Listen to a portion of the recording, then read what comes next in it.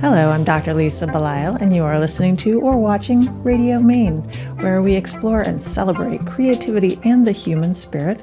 Today I have with me a fellow physician, Dr. Chuck Radis, who I'm sure those of you who follow Radio Maine will recognize as someone that we've interviewed before, really a colleague of mine here in Maine who is a still practicing rheumatologist, but also a fellow storyteller.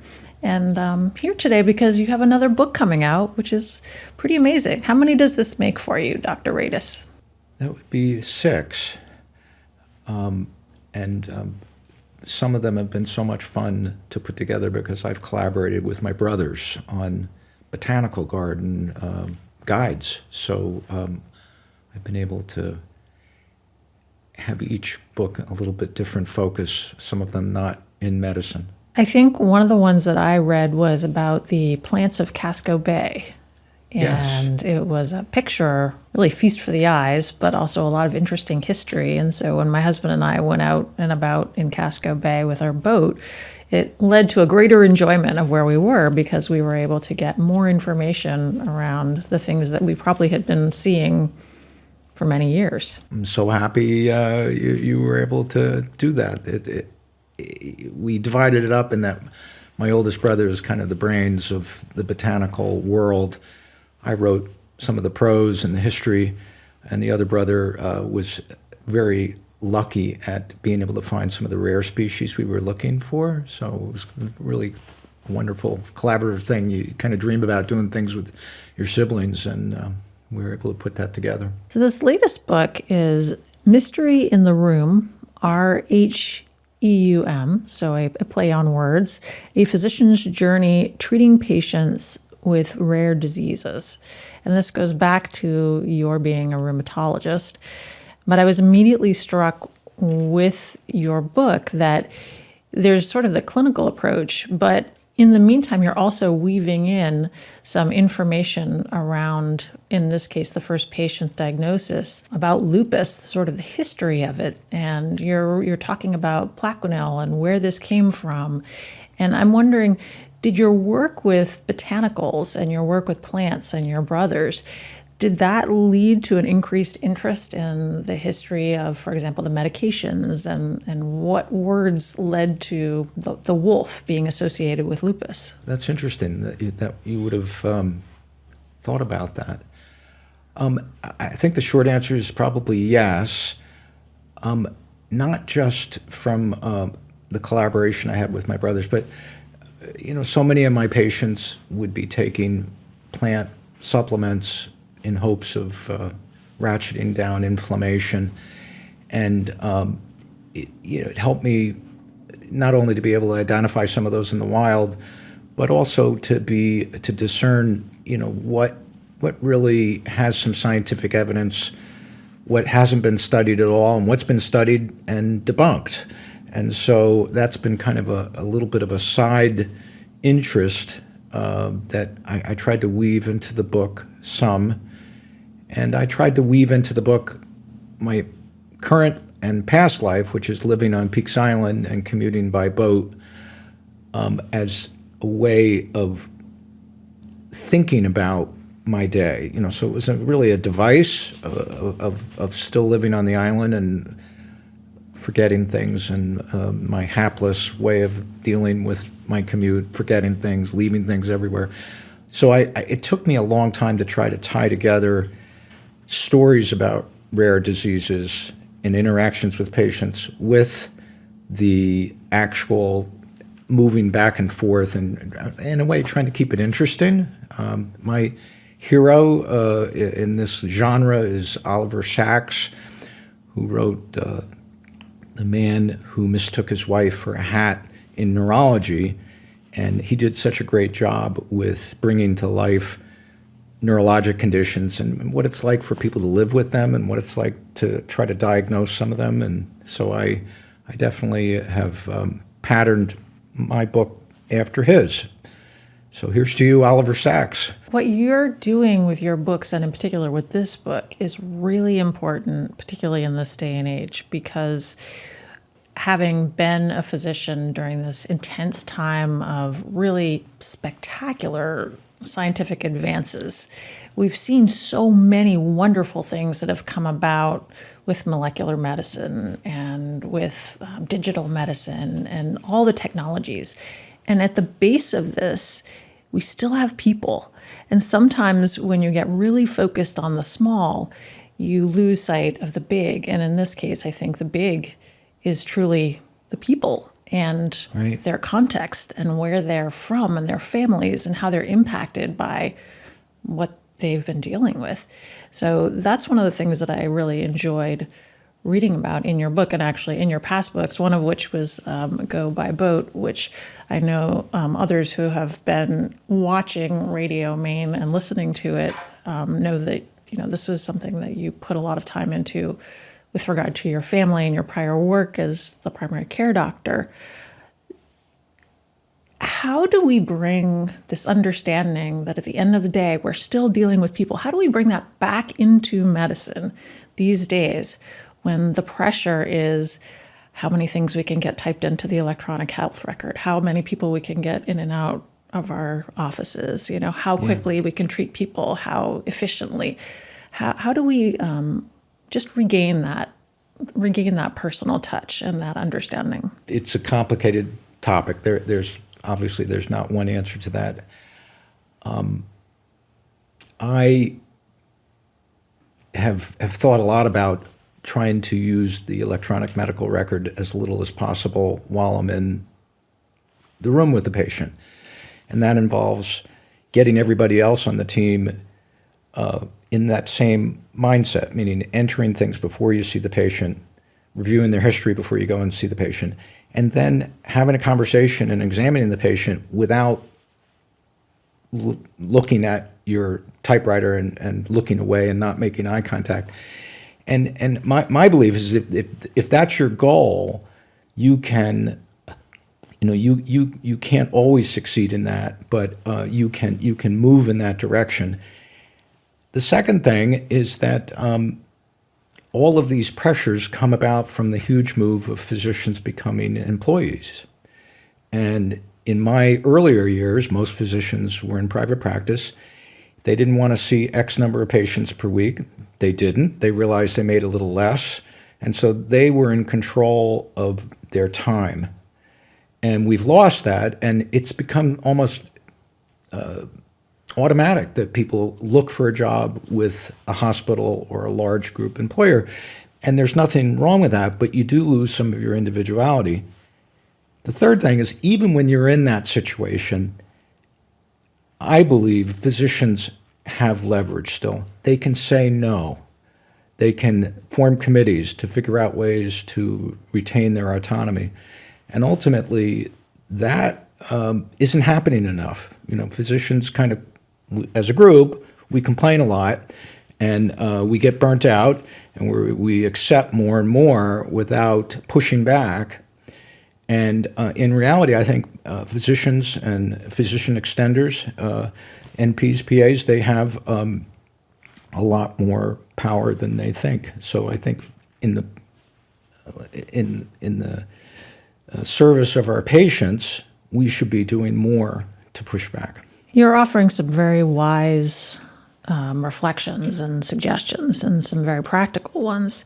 And one of the things that I think you've correctly identified is that, unfortunately, when we as humans feel overwhelmed, it is the inclination to complain and to say, oh my gosh, things are so difficult, but I don't have any power. I don't have any power to make any sort of change.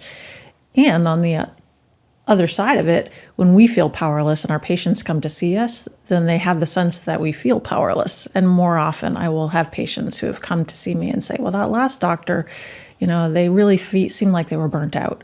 Yeah. And for me, that's so unfortunate, because so sad. It's not, it doesn't lead to their healing. It doesn't lead to their trust in the profession. Right. So there's something about what you're saying that really is about, we need to kind of get right within ourselves and get right with amongst ourselves as a group, so that when we show up with our patients, we actually can do our job well.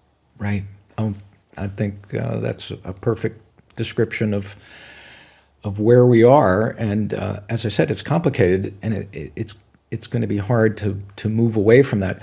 There is a very strange use of AI that actually, I'm not a big fan of AI personally, and I'm worried about a lot of things with AI, but in some practices now, you can tell the patient, I'm going to be using AI to record this visit, and instead of constantly being on the computer, AI is listening and then puts the visit together.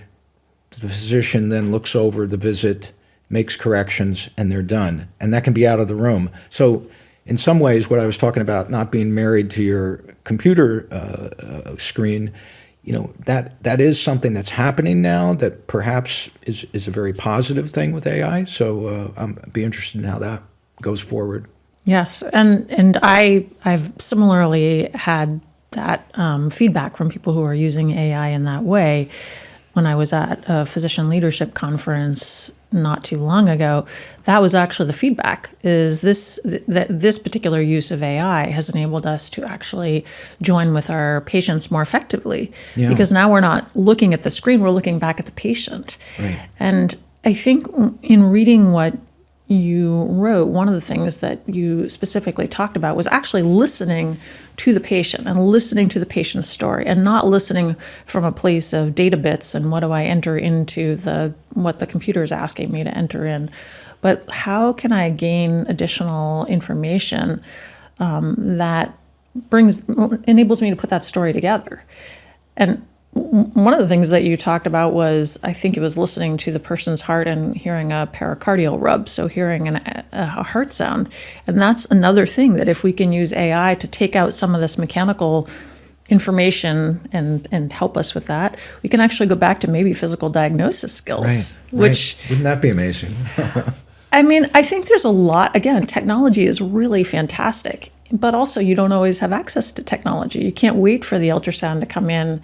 So what if you could actually hear that additional heart sound and say, oh, here's a clue. Let's start here. The first thing you have to do is really want to do that.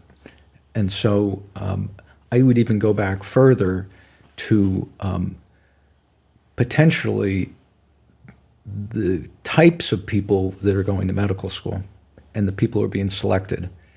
So if it's an arms race to have as many degrees in basic science and lab work, and we're bringing in a lot of physician scientists into medicine, which absolutely plays a role. We wouldn't have all these technological advancements. But on the other hand, if the kind of people you bring in don't appreciate stories, they don't have the well-roundedness to connect with a wide range of people, that it's hard to unlearn that. It's hard to put that on board in a patient-physician interaction. So some of this even goes back to who's going to medical school now, and as things are tighter and tighter, ultimately the admission standards maybe are excluding people who might be a better match with the kind of going forward with the kind of world we want to have with physician-patient interactions. Well, if we have now AI that is able to extract information from conversations, and the people who are kind of rewarded aren't the ones who are able to type the most quickly, because that's not the ultimate goal, then we actually are going to be able to, quote unquote, reward people who can get information through conversations. And the people who can get information through conversations are people who know how to talk to patients. Right. There are people who know how to appreciate their stories. There are people who know how to ask questions around their families and their communities. Right. So, right. I mean, if we're talking about sort of the goal is to get the information from the patient so that you come to a diagnosis that you can help treat or at least manage. Yeah. So we'll need people who know how to do this work. That's now right. that AI is doing this other work. And ultimately, this may almost be blasphemous, but I think part of the reason why so many of our patients love their nurse practitioners and PAs is that they come from a little different place. Many of them are bright enough to have gone to medical school. I've taught NPs down in UNE, and ultimately, they bring with them sometimes a better ability to listen. Patients like their NPs, and I don't hear that as much about their physicians who seem harried and burnt out. Yes. Again, that's kind of blasphemous, but to me, I think there's a little bit of truth to it. So, Well, having worked with many physician associates, nurse practitioners, but also nurses and medical assistants and front office staff who all contribute to taking care of the patient. I think every patient who feels valued by a member of their medical team is then going to value that member of the medical team more. Yeah. So it doesn't, I mean, physicians could easily be that person for the patient if they choose to do that. But again, there is some amount of sort of emotional self-regulation as a physician and some willingness to get into difficult conversations about things that aren't going well. I mean, I've worked for large healthcare systems. I've been on the executive leadership team of large healthcare systems, and I've been in medicine for 3 decades. And you absolutely can say, oh, I have no power and I can't do it. I'm just here to pick up a paycheck. But you absolutely can say, yeah, it's really hard to get into a conversation with somebody about something that maybe they don't agree with me on, but it's entirely possible. yeah, you have to really want to. You have to be open to that. Moving back to you and your life, I was interested to hear about the loss of your father at age 11. Because I think you and I have talked before and I've read your other books, and I don't know that surfaced as much as a theme for you and how it really contributed to your desire to actually pursue medicine in the first place. Right. So talk to me about that. In our family of 3 boys, each of us experienced his sudden death very, very differently. And as the youngest, I didn't have the resentments, or I wasn't bucking up against my father as I would have been if I was 15 or 17 like my brothers were. Mostly I just had a deep loss that I didn't really recognize. And during those following years, I'm fortunate that some of the close calls I had from reckless behavior didn't really permanently affect my life going forward. And I vowed not to be like my father. He was a very, very, very hardworking guy as a chemical engineer. And ultimately, I think I did multitask like my father. I ended up being really, really a busy, devoted person to my profession, but I listened. I continued to listen to my family to kind of pull the brakes on it sometimes. So ultimately, there's this stance you have. You are your father's son, and if you share some of the same characteristics, maybe his loss early on was like a stop sign, like, you can't keep doing more and more. You have to be able to learn how to say no to an extra committee or extra social engagement, and, kind of get back to what's important to you and your family. So that keeps reoccurring with me over many decades. It's hard to keep on track with that, but I try. And do you think that contributed also to your interest in living on Peaks Island and having a life that was more in tune with what was going on in the natural world? Yeah, I think probably it did. I was fortunate in that, I grew up in New Jersey, but in an area where there was a trout stream and a lot of places to hike, as people raised an eyebrow about New Jersey. But when I came to school here in Maine, I was so attracted to, I guess growing up, somehow in the back of my mind, I knew I would live in a more rural setting. And even though it's been difficult at times, living year-round on Peaks Island, it's allowed me to say no to a lot of things. And ultimately, that's been kind of the the touch point for everything, being able to still live out there year round. So I never regretted the decision to try to make that work. In addition to Oliver Sacks, one of the authors that you have named as being someone that was important to you is John McPhee. And John McPhee wrote about Maine, actually, and That's right. has written about many, many places. But he's very much at home in that natural world, and he marries that with storytelling. So this particular book that you've written is more kind of clinically focused, but you still pull in information from kind of the exterior world. You bring it into the clinical space with you.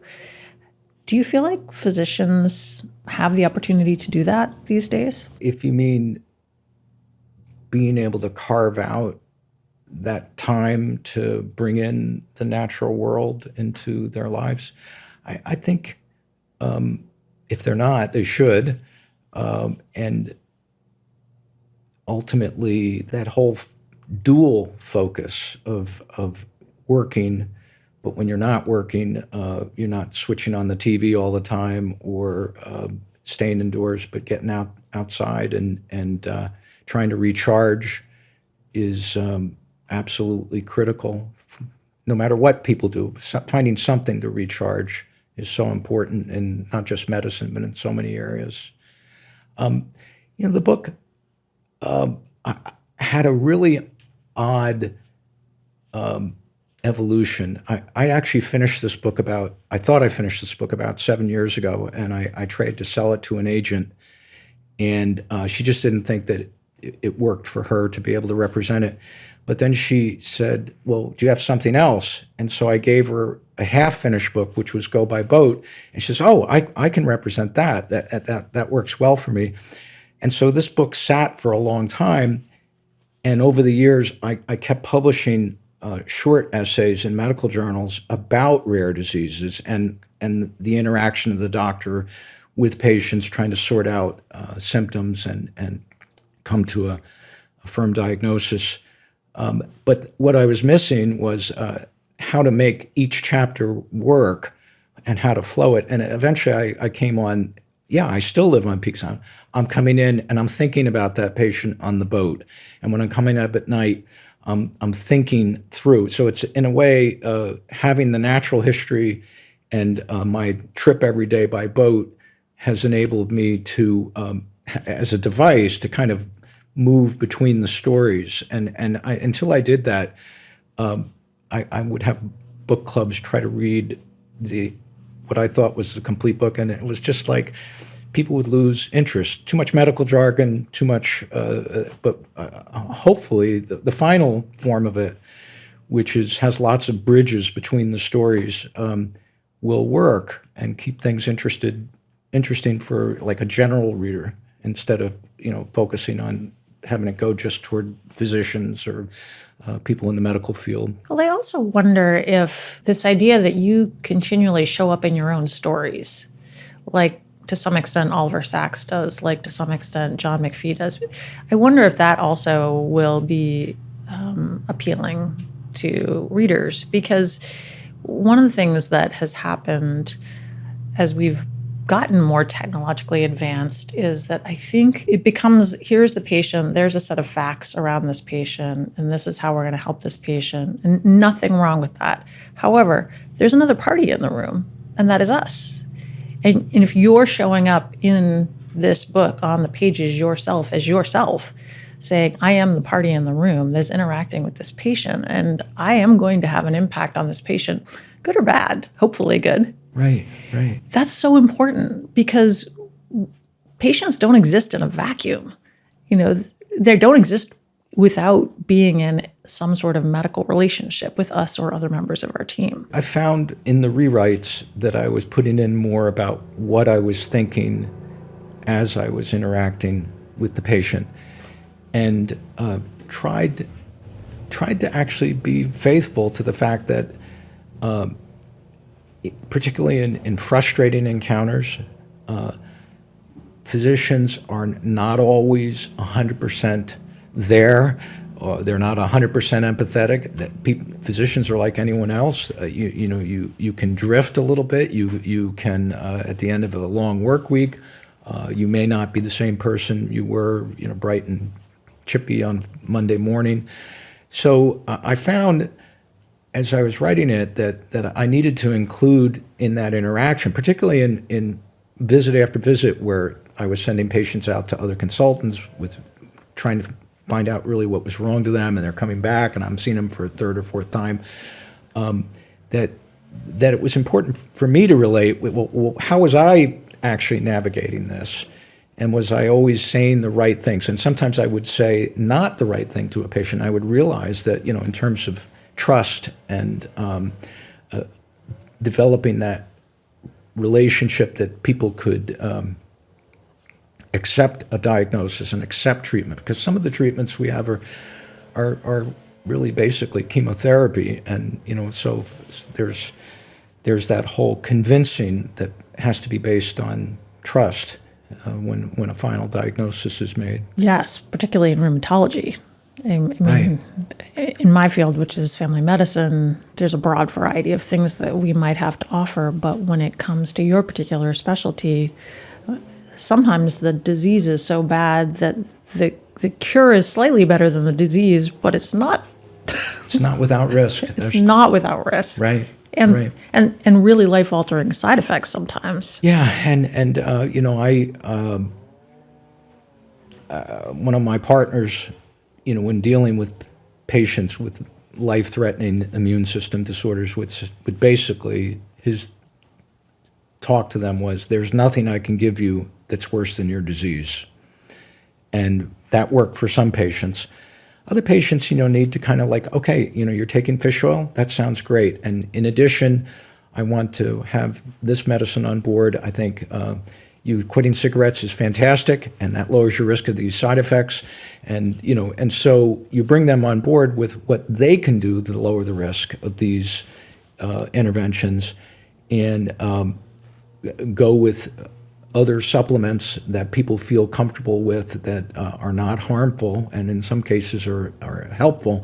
But you also have to then bridge that gap between, okay, there you go, but you've been doing all that and you're still really sick, and at least for a while we need to do A, B, and C that are aggressive treatments to try to put this to sleep.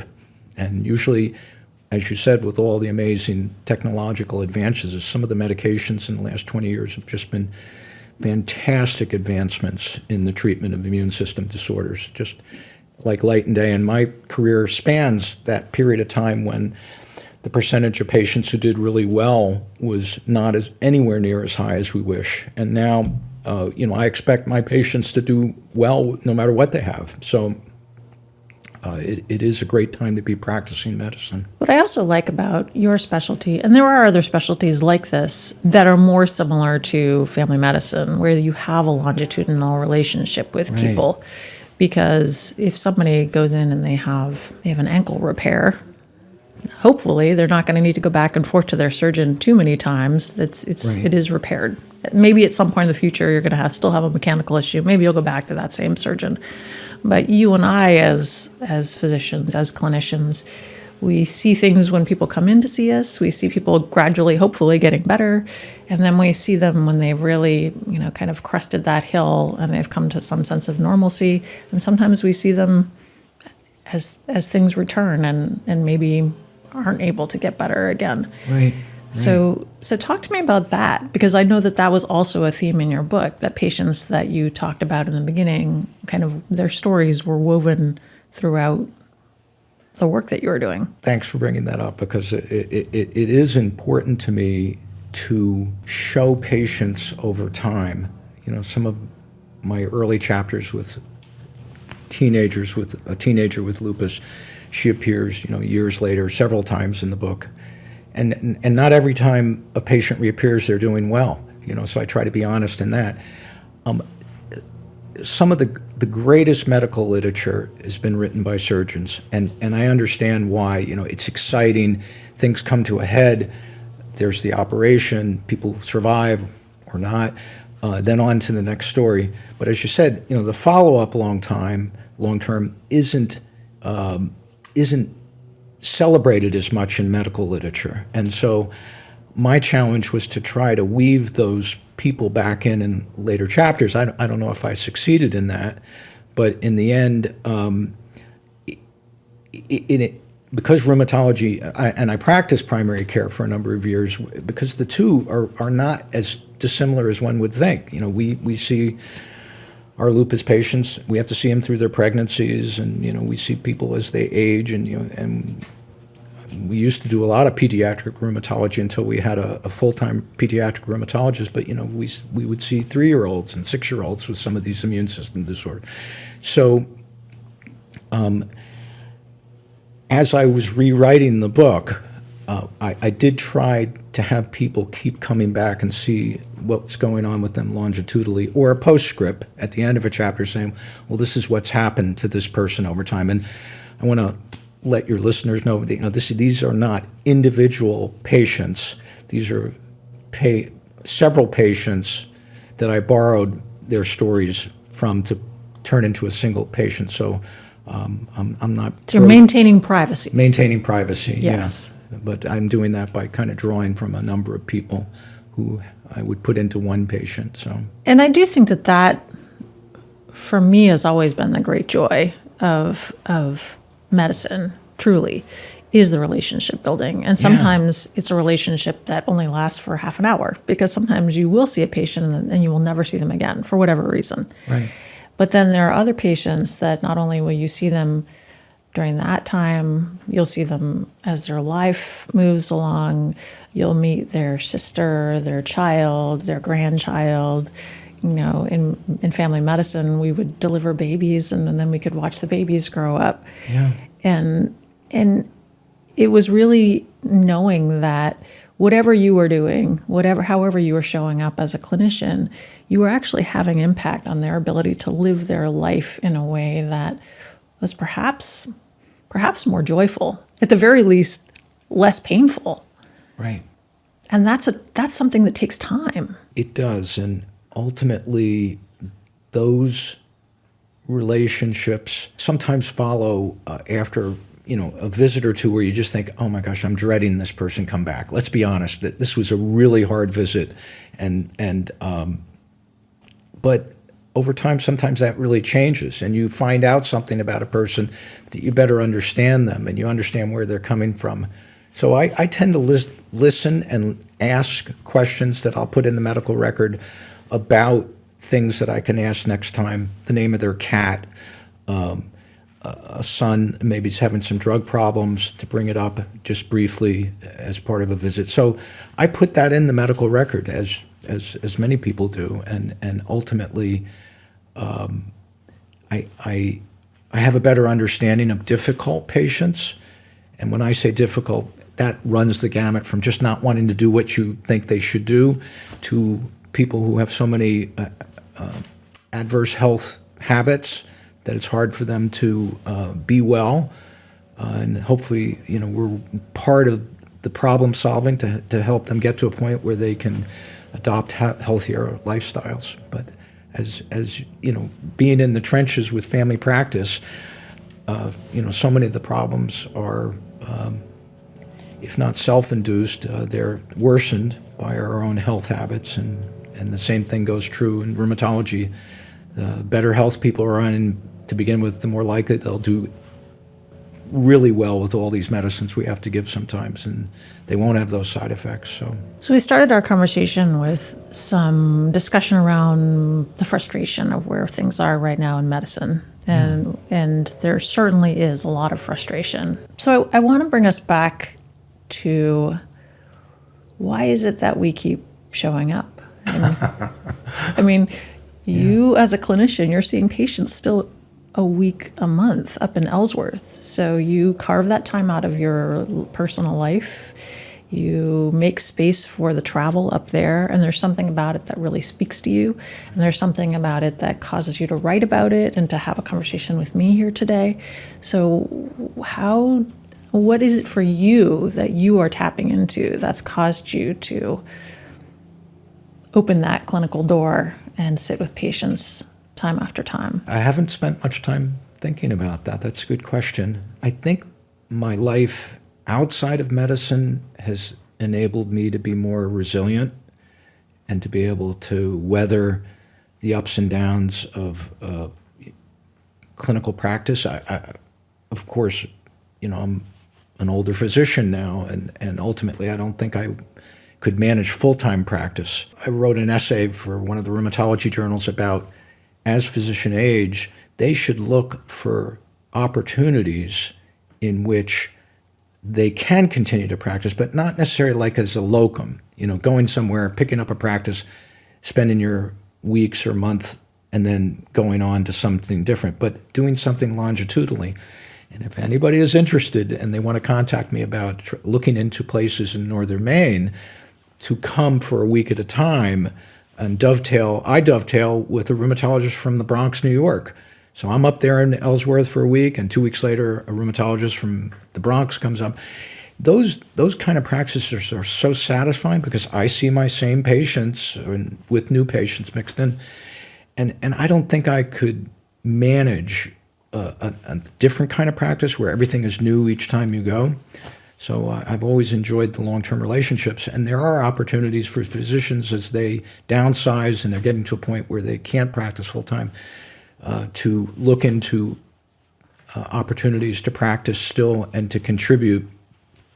And as I said, if anybody wants to contact me about opportunities in northern Maine, because we really in our state, we really need every ilk of medical practice, from family practice to specialty practices. So, well, certainly I would encourage anyone who is in that stage of their career where they still want to practice and they have something to offer, like rheumatology as a specialty. Certainly that, if you're watching and you'd like to reach out to Dr. Chuck Radis, I think that's a fantastic idea. And also, I still want to get back to that question.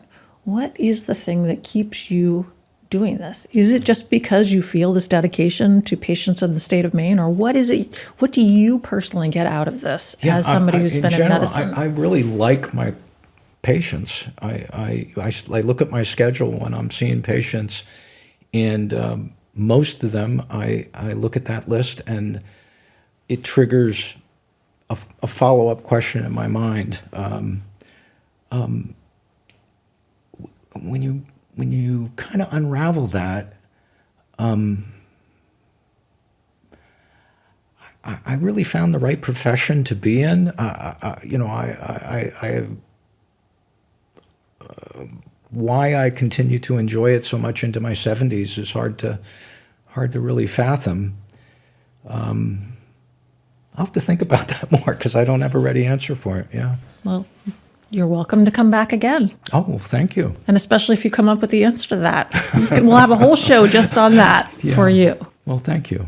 Thank you. Well, it's been my pleasure to speak with Dr. Chuck Radis again today. He has a book coming out, his 6th book, Mystery in the Room, RHEUM, for those of you who don't have the same sort of double entendre understanding of what the term is, but RHEUM is from rheumatology, a physician's journey treating patients with rare diseases.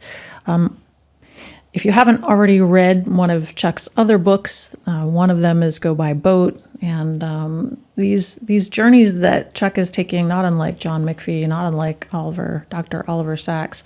There's a lot of interior journeying, there's exterior journeying, and I think that there's something that really anyone, medical or not, can get out of this. So congratulations on this latest chapter as a storyteller and a clinician, and Dr. Chuck Radis, you are welcome to come back again. Well, thank you, and you are a very insightful interviewer. I really appreciate your questions, and this has been a lot of fun. My pleasure. I'm Dr. Lisa Belisle, and you have been listening to or watching our video podcast, Radio Maine, where we explore and celebrate creativity and the human spirit. We are sponsored by the Portland Art Gallery in Portland, Maine, and I do encourage you to spend some time learning about being a clinician in Maine, whether you are a clinician, whether you know a clinician, whether you want to be a clinician, or whether you just want to come to Maine. Look into Dr. Chuck Radis's books, and I hope that people take the opportunity to reach out to you. Maybe you'll find some additional rheumatologists that would like to practice in northern Maine with you. Thank you. And if they want to contact me through my website, that would be fine. It's just www.drchuckradis.com. And I would be glad to communicate with people. Very good. Thank you very much. Thank you. Appreciate it.